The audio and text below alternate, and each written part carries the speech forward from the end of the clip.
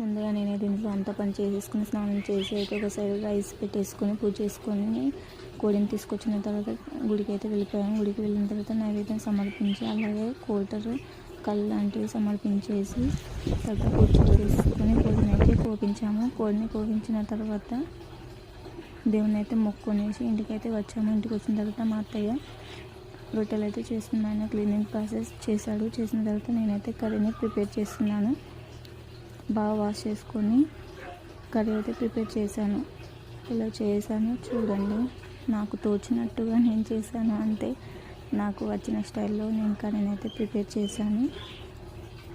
చేసిన తర్వాత అయితే ఇంకా కర్రీ అయిపోయిన తర్వాత మళ్ళీ మేమైతే నైవేద్యాన్ని తీసుకొని గుడికైతే వెళ్ళాము. నైవేద్యాన్ని తీసుకొని గుడికైతే వెళ్ళాము. వెళ్ళిన తర్వాత